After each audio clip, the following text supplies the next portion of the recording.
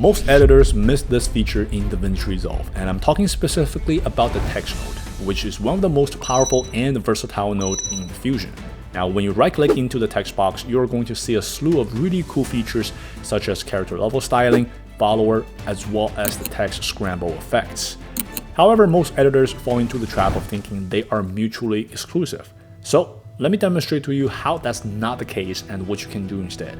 So what I'm doing right now is to use character level styling to change the color of the initials of these two words into a different color. Now, a lot of editors would go back to the previous text box here, right click, and then they're gonna realize that all these features are no longer available. So what you wanna do instead is to go back to the modifiers tab. You're gonna see that there is actually a new text tab. So what you wanna do is to click on that and then right click into the text box. Now you're going to see all the available features that we just saw before. So what you can do now at this point is to choose another effect. So I'm gonna go with follower here for this example.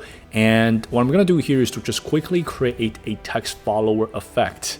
Now, one thing you will notice is that not only do we have the previous character level individual styling intact, but on top of that, we have this text follower effect. So this is what I was trying to say earlier. They are not mutually exclusive. You can stack effects on top of one another. But it doesn't end here. We can keep going. So now in the follower effect, you're going to see that we have another text tab. And then if we right click into the text box, you're going to see that same menu again. We have all these features. So let's choose text scramble this time.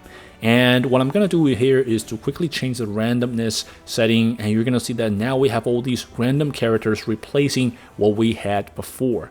And if I were to quickly create an animation here, you guys will see that we have now the text scramble effect on top of the text follower and on top of the character level styling that we just did.